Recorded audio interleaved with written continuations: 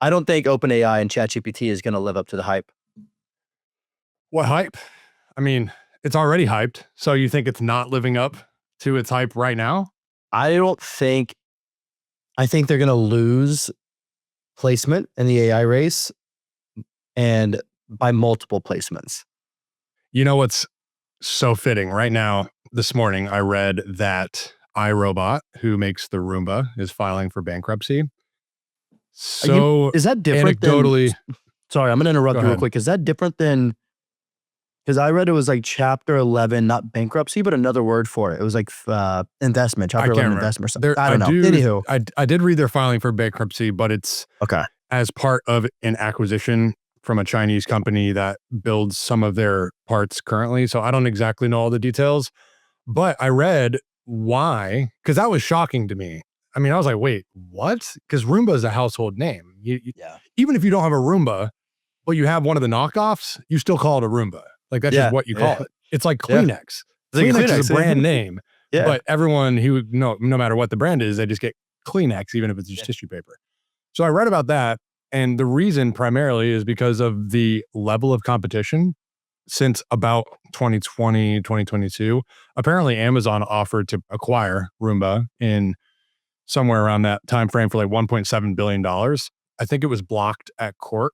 I don't know all the details around it, but I'm not surprised. You go find a Roomba. If you just type in Roomba on Amazon, Google, wherever you buy stuff, there's so many different versions of a Roomba that's like knockoff. And it doesn't feel right to even say knockoff because they're actually very good products. Yeah. So it's just the level of competition has heightened to where Roomba is not like a novel thing anymore. It's just one of many different brands. So I think reason I bring it up, OpenAI, ChatGPT, I've been leaning Claude a lot recently, and Gemini is very good, and you have a lot of different alternatives to ChatGPT.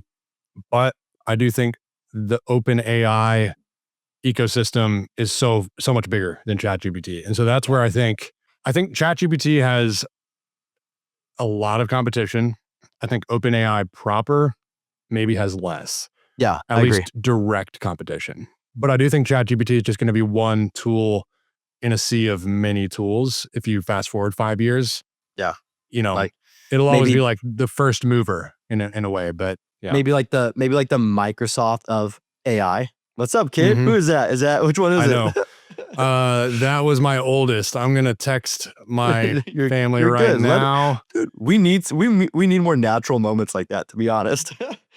Tell the kids to shut the hell up, and if they don't, I'm gonna come in there. No, that's not good. That's not how it goes. But I did say he just showed up on the pod. Maybe, just maybe, it will turn into the Microsoft where they just own so many different products, so many different things, and they own the world from a technology perspective. And I don't know, but I do think, to your point, yes, ChatGPT. I'm going to focus primarily on that. I don't think they're going to win the AI race whatsoever. Gemini, in my opinion, is outperforming it on almost every single aspect now that I'm using it. What do you think of Nano Banana? I mean, have you used it much? Used it a lot, actually. That's where I go to make images now. Especially they released something their latest version last week. And it is like, it almost is scary how realistic videos are. I think Nano Banana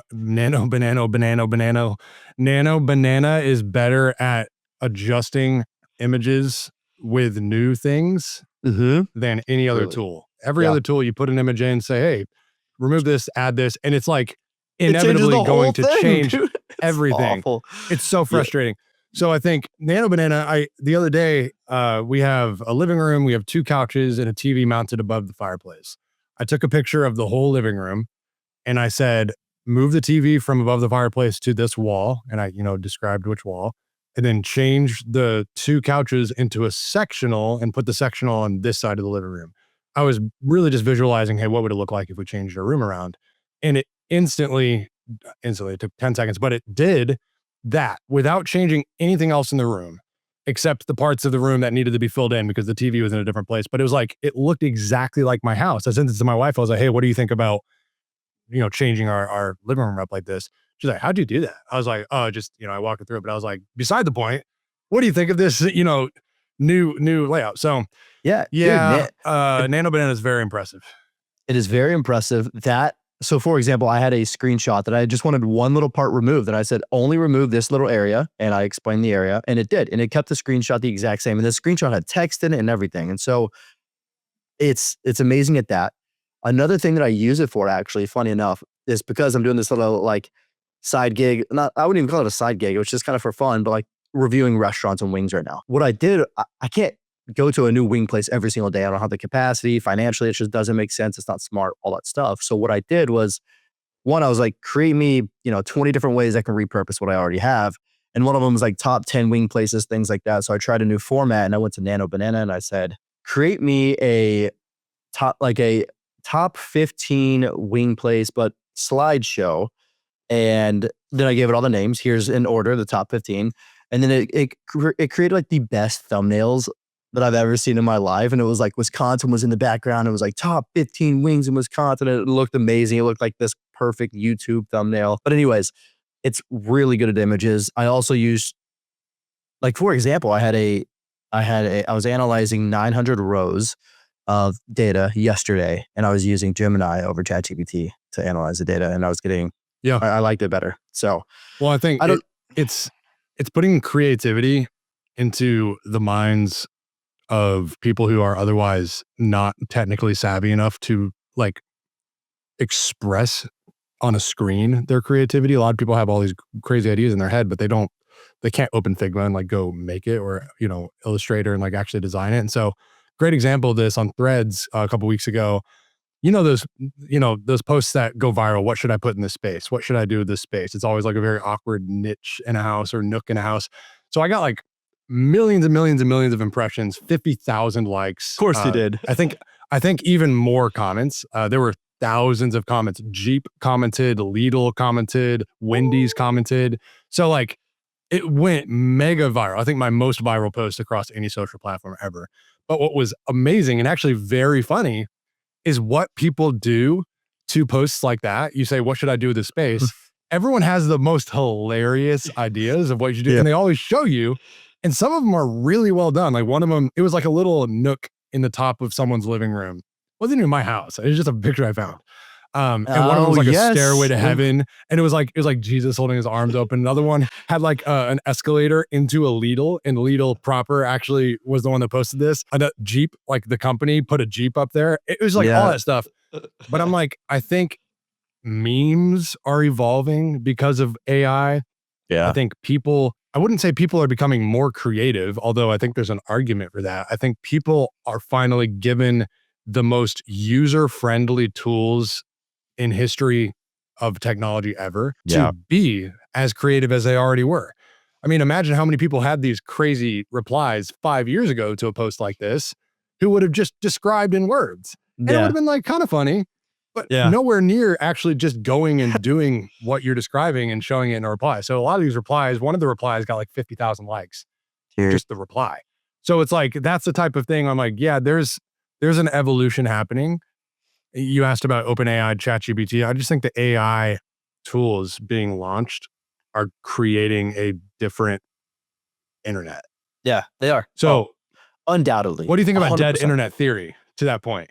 Dude, so I saw you explain dead internet theory, or not explain it, but make a comment about dead internet theory the other day on LinkedIn. And I don't even know what that means because I don't stay in touch with the world. So tell me, is it like essentially that we are becoming dumb because of the internet, or? No, it's way more interesting than that. Okay.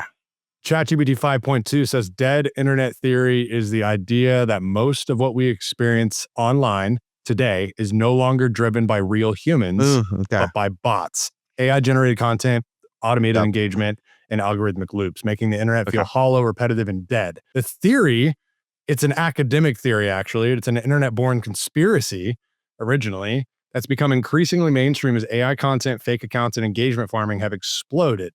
And what's so prevalent right now, we've discussed this already, is these creators, I guess you would call them, like Instagram influencers who are not real, AI models modeling real stuff. So like, I don't know, American Eagle, having American Eagle jeans on an AI model who's not a real person, but the jeans are real, like that type of stuff already exists, and brands are already, quote, hiring the AI people. So that's like the most in your face dead internet type of thing. But the real, I guess, conspiracy you call it, but I don't even know if it's a conspiracy anymore because it's really just happening in front of us, is a lot of like Reddit and Facebook, I think is where it's most obvious. You see a viral post and you go scroll the comments and it's literally just thousands and thousands and thousands of people saying almost exactly the same thing. Yeah. They're all bots. It's just fake accounts commenting on a viral post. I don't even know what the purpose is. Like, what's I was the going to say, end game? what's the purpose? Yeah. I don't know. But that's what the internet is. The internet is becoming what we call a dead internet because it's more AI and bot driven than people. Now, obviously there's arguments against this, but that's what the theory is. Okay. You're asking what are my thoughts on that? I mean, I don't really have too many thoughts on that. I think that that's exactly what is happening. But I'm thinking of what is the purpose? I have no idea. Maybe who knows, dude? A creator makes a post and he's like, like for the longest time, you can go out there and buy bot followers, right? Like that's always been a thing. You still can. You'll get kicked off from a lot of platforms. Yeah, a lot of platforms caught on to it, but like maybe that's the point is like, I want to buy bot comments. So it looks like I'm getting a lot of engagement. I don't know. Yeah. I mean, on LinkedIn, you'll see it. There's all these weird accounts that just post the same AI response. It's super weird. And I don't know. I think those people, LinkedIn specifically, have an ulterior motive where they want to build an audience. So they want to make it look like they're engaging, but it's very obvious that like, dude, this is not you, or lady, this is not you. And this is just some weird SaaS tool that you're purchasing for $12.99 a month to get leave comments. So, I mean, I do think that I think we're getting into a world in which it is becoming increasingly difficult. We spoke about this a few times, but increasingly difficult to really know what post is real and what post is not. And maybe that's this dead internet theory thing as well, where it's like, dude, who knows what's real? I have no idea. Like, I can't tell. I don't know. Do you think, there's a post I saw on Twitter the other day and it went viral, and rightfully so. It was a great idea, but they said there's an open opportunity right now for someone to develop the first social media platform that has zero algorithms and is 100% real human to real human follower connection driven. And that's a severe oversimplification of what a social platform is. And it's basically describing communities. But I wonder, fast forward 10 years, 20 years, like will social media as an idea be like obsolete? Will people get so annoyed, or I guess just exhausted by what social platforms in general are becoming, that they're just going to like rage against the machines and go back to like handwritten notes and IRL connections and coffee chats and stuff? Obviously that's still happening. You saw this post, like maybe you didn't, but I posted on LinkedIn. I was like, dude, I'm kind of exhausted by this platform. And the reason I'm excited, it was so funny. So many people like, oh, well, you're just not using it right. I'm like, Joker, I make so much money from LinkedIn. I'm using it right. I'm exhausted about the platform. It's just annoying. It's everyone's got an ulterior motive. Even the people telling me, well, you're not using it right, that you should be trying to meet people in real life. I'm like, even that's an ulterior motive. Like, first of all, I do meet people in real life all the time. I make sales from LinkedIn. My job is driven by LinkedIn. Both of my side hustles are driven by LinkedIn. Like, LinkedIn is central to a lot of what I do. That's not the point. The point is like, this is exhausting. You got to keep up a facade so constantly. Oh, you got to just act yourself. I'd argue I act more myself on LinkedIn than any person I follow on the platform. I bet a lot of people probably agree with that. No one acts more themselves on LinkedIn than I do. But it's still like, part of me wants to just delete my account. Just like be done with it. Like, you guys don't even know. Should I do it? I'll delete my account right now live on this episode. Don't delete it now. Take a step back. I haven't posted in 4 days. I don't think I'm going to post this week. I actually am, and if I do, it'll be somewhat more just like sales related, something I've already posted in the past, maybe 6 months ago. I'll just copy and paste because I don't have the energy or will or desire to sit here and create new content on LinkedIn. So I'm also in the same boat where I'm exhausted with LinkedIn. I was actually scrolling it yesterday and I saw, I might have scrolled it for maybe max 5 to 10 minutes because that was such a good sigh. I felt that in my soul. I saw like 5 different freaking posts about LinkedIn has updated their algorithm and this is what you need to do. And I was like, dude, shut up. Like, come I saw that too. on. It's so like, shut up, shut up. Why do you Yeah, or care? just Like, just don't. Just don't. It's um, just don't. I'm like, li- oh, yeah, it grinds my gears. yeah. I So should, I yeah. you know how effective I would be If you at deleted it, starting oh, at starting an anti-LinkedIn community? I am good at starting communities. Like repeatable process good. I've done it so many times. Thousands and thousands of hyper engaged people every single time. What if I started an anti-LinkedIn community? That would be hilarious on LinkedIn. The most ironic form of like an actual page and stuff. like LinkedIn sucks group on LinkedIn. I just say, You I'm like, should. I think 2026 is my year to really lean in heavy on IRL. Yeah, Like yeah, I'm in DMs with, I don't know, probably in the last, like this calendar year, a few dozen people, not like hundreds, but a few dozen people that are like, hey, I live in Charleston, or hey, I'll be through Charleston. Like, hit me yeah, up. You want to go for a run? You want to grab some coffee while I'm in town, or they live here, and that type of stuff. I've prioritized some of those connections, and I've even made really close friends from that, but I haven't prioritized them enough. I yeah, think that's what and Darren McKee commented on this, and he's right. As much as I'm like, oh my gosh, LinkedIn sucks. He is right. I think there are really valuable opportunities that can come from it for if you sure. just remove the screen and say, hey, let's meet. What are you doing Friday morning? The coffee shop nearby opens at 7. Would love to hang out, get to know each other. It doesn't have to be weird. 5 years ago, that wouldn't have been weird. But now it's weird because so many people want to hide behind their cameras or their microphones. Yeah, I think yeah, we want to dude. move back to IRL. That's the goal here. Cap- Capitalize on that. I know when I think I spoke about this on the pod, but when I moved to North Carolina, I was like, I want to run my own business. And so I met up every month with an entrepreneur and I just said, hey, can we go grab coffee? Can we go grab lunch? And met some really good people, hung out with Darren Key many times. Nice. And yeah, it's like every single month I want to meet someone new. And I did it for a year.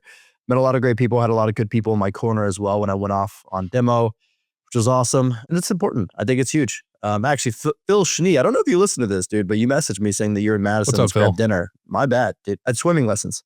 I don't know how to swim, so I had to. No, I'm kidding. Yeah, I had swimming lessons with the kids. Oh, that All was right. good. Oh, wait. Ah. All right.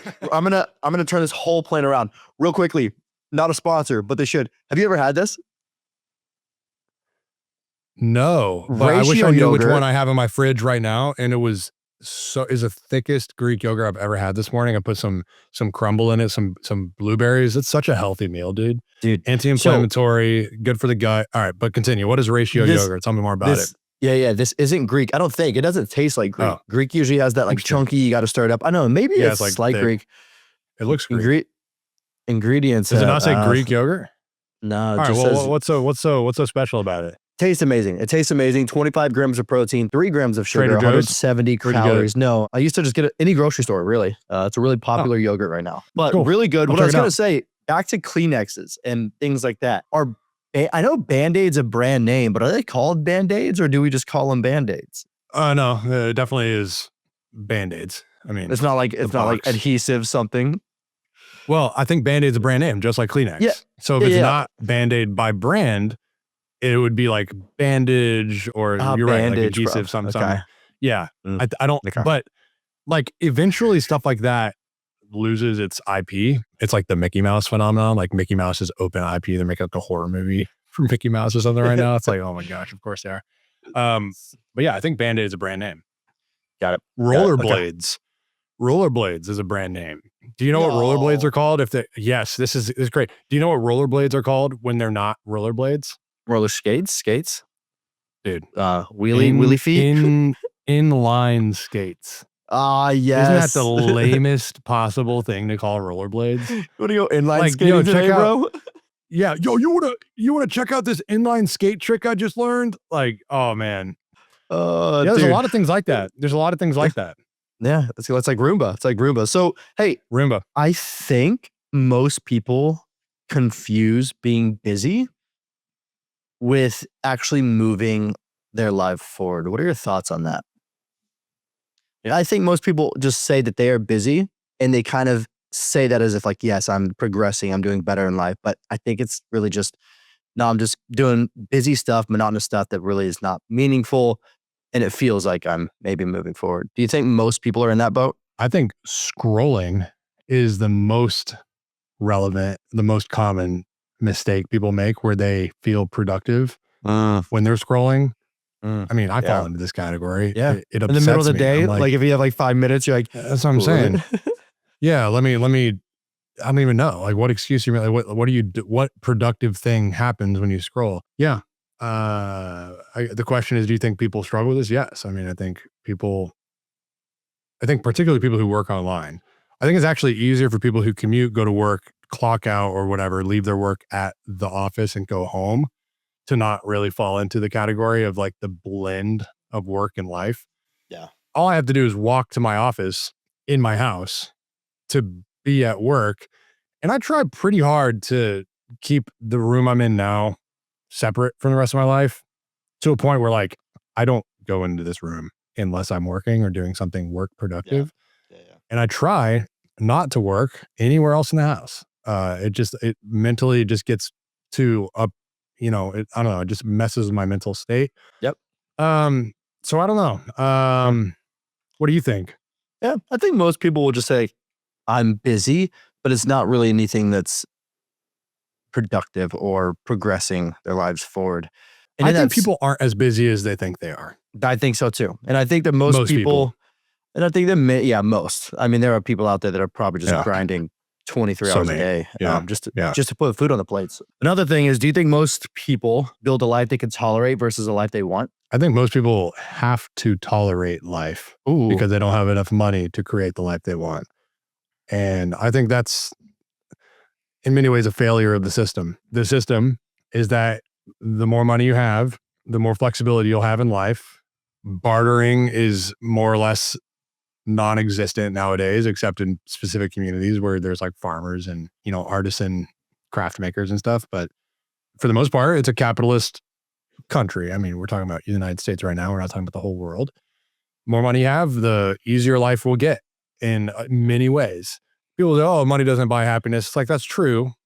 Having more money does not mean you will be happy, but having more money does make it easier to build a life that will make you happier. That's just facts of a capitalist country. Yeah.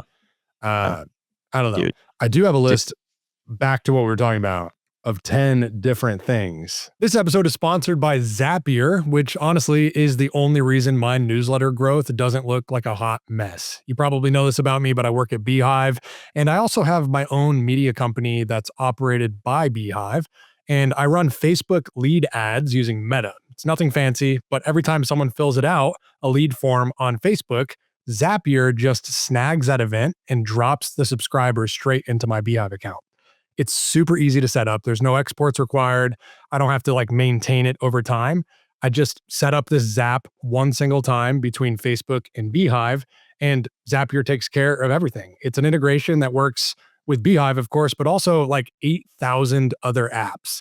So if you create a Zapier account and you want to connect your WordPress and your Shopify and your Beehive account and HubSpot contacts or Salesforce contacts, and you want to really integrate these different events that happen across your entire tech stack, Zapier is just that good at making it happen seamlessly. Zapier is my glue holding together my entire tech stack. And if you've got a business and you're trying to integrate your different tech tools across your stack, Zapier is the way to go. That are brand names that most people think are not. If we can just jump around here. Yeah, let's do it.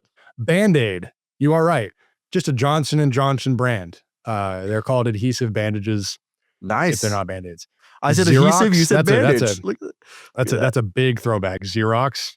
That's Is that a printer or a fax machine? Photocopier. Yeah, okay. I don't know. That's a stupid one. I hate that one. Q-tip. Q-tip. That's a brand name. That's a brand. Yeah. So that must be cotton swab or whatever. Swabby yeah, stick? Exactly. Little swabby stick. Velcro. Is what do you think name? Velcro's called? It's a brand name. It has what to do you be call it? It has to be adhesive something. Oh, no. You're never going to guess this one. Hook okay, no, hold on. loop fasteners. Yeah. I just didn't even want to give you time for that one because there's a 0% chance you're ever going to guess. Of course. No, that was my second guess. Now, this is crazy. Dumpster. Oh, you know, it's garbage is a specific type of trash container. Okay. Wow. Originally a brand. Wow. Isn't that crazy? Okay. Popsicle. Wow. Is it just a freeze pop or something? Ice Or pops on a ice stick. pop, freeze pop? Yeah. Just Jet ski. just start calling it that. You're like, yeah, I'm Yeah, a lunch exactly. god. I could use an ice Jet pop on a ski skit. is originally a Kawasaki brand, personal watercraft. So is it called, that's what it's called, personal watercraft? Yeah, personal watercraft. Yeah. Okay. Chapstick. That one actually makes sense to me. Oh, I know this. Yes, I know this one. Yeah. I don't know what it is, but I know that it's the brand of Yeah, chapstick. lip balm. Just lip balm. You should have just said lip and that's it. Just lip. Two more. Taser is a conducted electrical weapon. Apparently Taser's a brand name. Nerd. And then thermos. I know, seriously. Stupid Thermos ChatGPT, is a such tumbler? nerd. No. What about tumbler? No. What is a thermos? Tumbler is definitely a brand. Thermos is a vacuum insulated bottle. Originally was a brand, thermos. So anyways. I'm glad that we have names for these because I would not call them anything by their real names. Yeah. Well, it's interesting to think of how a brand creates a product. Can be so powerful. And that product, like the brand is the product. Inseparably the product forever. I mean, Kleenex and rollerblades, that's like spans generations. Rollerblades had to have been around for, let me see. When were rollerblades invented? Oh, when dude, 1736. Everyone knows this. Invented. Everyone knows it. Tell me your guess. Tell me your guess. Yeah, like 1736 or 1893. You think 1736? I don't know. You put some circles on a shoe and like you have your first rollerblade.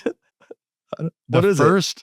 Don't say 19. The first known inline skate was created by John Joseph Merlin in London. Yeah. It was crude and hard to control, but the concept existed. 1760. You're not even that far off. That's crazy. I was 24 years off. Dude, okay. And then various inline skates, blah, blah, blah, blah, blah. The late 1980s, rollerblades become so dominant that the brand name turns into the generic term.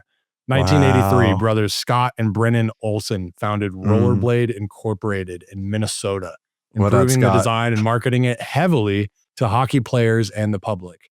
Crazy. Tells you what marketing and brand recognition can actually do beyond generations. That's before I was born, 1983. That's crazy. What year would you have guessed since I guessed 1736? Would you have guessed in the 1900s? I would have guessed maybe late 1800s, if not 1900s. Yeah. When you said 17, I thought you were like this dude way far off. I'm like, was the wheel even invented in the 1700s? Obviously, that's a joke. Maybe not the tire, but I don't know, dude. The tire, definitely. No. Wait, well, let's find out. When were tires invented? Oh, this is hold on. Tires, 1863. 1863. No way. I'm going to guess. I'm not looking. I'm going to guess 1901. Dude, tires. Come on. Tires on a bike and stuff? Okay. There's so many conditionals here. Which tire? 1845. Oh, The first pneumatic air-filled tire was created. It worked, I'm but counting manufacturing was expensive. Yeah, and then there's 1888, 95, 1904, 1911, 1946, 1950s. It's all different forms of the tire, but we'll call it 1845 the first pneumatic tire. That's crazy. Wow. Dude, you never know. That is wild. You never know. Hey, sad news.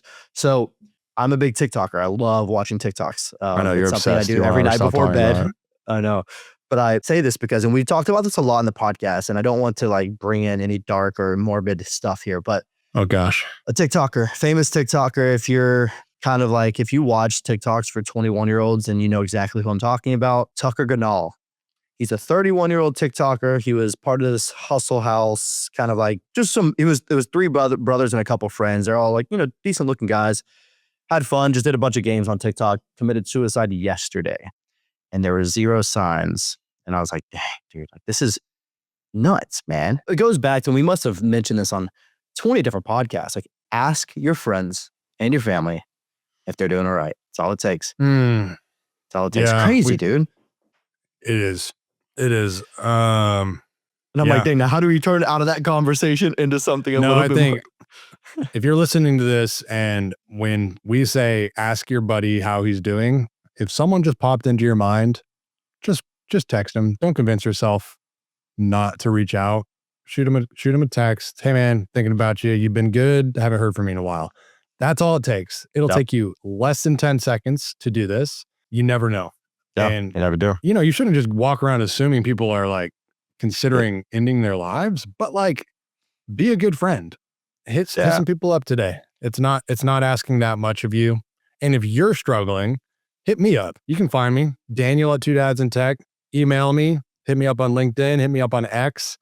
You can email me. I'll give you my number if you email me. I'm not going to give you my number on YouTube, but hit me up. I would love to chat. I am not an expert. I'm not a therapist. I do not have any licenses behind my name, but I can listen. I'm very good at listening. So let me know. Same goes with me. Shoot me a message on LinkedIn. I feel like that's in the same vein. I feel like we've talked about this so many times, so I don't want to continue to, but I just feel like so many people, especially males, and this is females too, but males specifically, like they keep so much bottled up. So what I did today for the first time, I'm hoping it becomes a habit. My assumption, knowing myself, I'll do it for a week, I'll feel good and I'll fall out of it, is I journaled this morning. Just like brain dumped everything I'm thinking about, what I'm stressed about, like what I'm happy about, how my workout was this morning. I woke up today feeling like peaceful and light. Like it was great. I was like, oh man, I feel rested. Awesome. But also like what I'm avoiding, wrote down things like that. So we'll see if it becomes a habit. But yeah, it's great. All I have to say, reach out to Daniel or I on LinkedIn. Just know that like you're not weird for going through stuff. Sorry, I don't know that. I don't know if we cuss or not. You're not weird for going through stuff. But yeah. I journaled many years, quite religiously every single morning. Had hundreds and hundreds and hundreds of pages written, so typed font on a document. And then I had at least 2 boxes filled with notebooks that were front to back written. And I'm a big proponent. I don't do that anymore. And it's a practice I would like to bring back, because I think to your point, you just get so much out of your brain. And there's psychology behind this. Even with to-do lists, making to-do lists will increase your propensity to complete things. Literally just writing down the thing that you have to do. And then I don't know if it's endorphins or what happens, but crossing off something on your list has a biological effect on your brain to complete things. So there's a lot to writing things down, especially commitments. They say when you're telling someone you're going to do something, to write it down. And a management style, actually, if you're listening to this and you're a people manager, if your people are telling you, or if you're asking your people to do something, have them write down how they're going to do it. And not in like a weird way, but like, hey, I would love for you to tell me 5 things you're going to do this week. We do this at Beehive every week, 110 people now. We have what's called a weekly success list, which is department by department. And every sales and support and engineers and everyone says, this is what I'm doing this week. Here's the target. I'm going to tell you at the top of the week, and then we're going to report on it at the end of the week to see if we're on target or not. So every organization does that, but then every single person in the entire company does that. All 110 plus of us. Top of the week, the CEO, Tyler Dink, sends an email to the whole company, usually Sunday night, with a bunch of stuff, including submit your goal for the week. Everyone submits it. And then at the end of the week on Friday, all hands, he used to go person by person, just too many people now. So he'll just kind of spot check like popcorn style, maybe 20 people to give a report. And next to their name is what they submitted top of the week, whether they completed it or not. And then they give an update on it. If it's a yes, I completed it. Here's why. No, I didn't complete it. Here's why. It's a really good accountability tool. Yeah. But also personal accountability. You can do that with yourself. You don't have to be part of a company that does that to start holding yourself accountable to those things. You'll probably find you're a lot more productive if you decide 2, 3, 4, 5 things at the top of the week that you need to complete that week. You're probably going to complete those things. Yeah. There's a lot of science behind that. And there's something called the productivity planner. Same thing. Did it for about 2 to 3 weeks. Felt great about myself. Fell out of the habit. But it's one of those where it purposely makes it to where you don't overwork yourself. And it just says, what 3 things will you get done today? That's it. Just 3 things. Write down what you're going to get done. That's cool. And it's like, you're non-negotiable. Like, I got to get these done. And it's not just like, oh, I want to move a deal from business case to negotiation, because there's a lot of steps that go into that. It's literally like, I need to email Daniel Burke about XYZ. There's that. Last question. I know you got to jump here in 4 minutes. How much of us as humans do you think is habit, and how little of us is like our true selves? Does that make sense? How much of us as people? Yeah. You see what I'm trying to say? Yeah. I think a lot of people carry a facade that's learned and a defense mechanism because of trauma from some part of their lives where being who they really are caused some type of mental or emotional damage for them. I think people, I just wrote about this. I'm going to find this post yesterday. It's funny you're asking. It's actually very funny. You have no idea I wrote this because it was not on LinkedIn. I say, wow, actually really, really wild.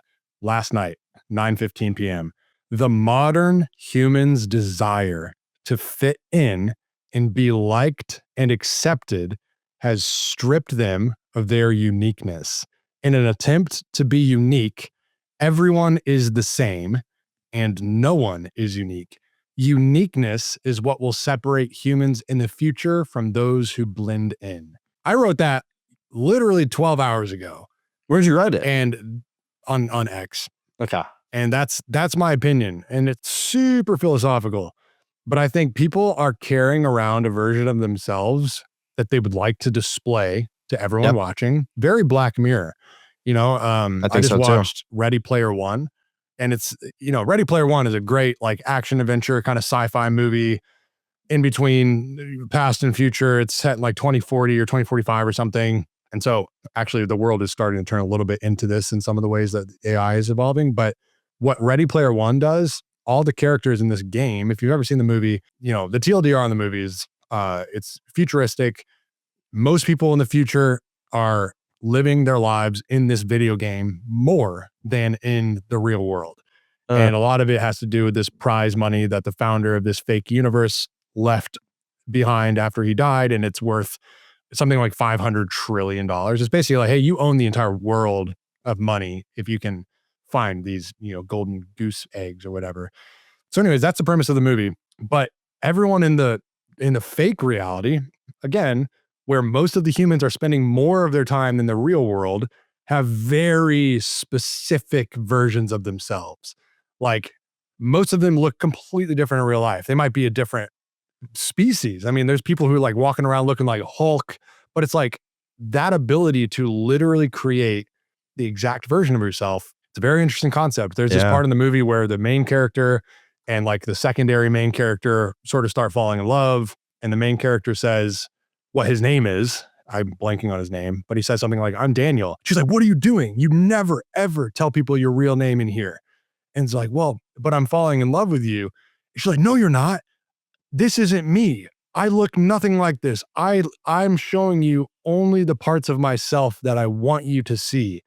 And it's that line, like, this is like not supposed to be this deep movie, but there's so many allegories in that movie where I'm like, dang, that is social media.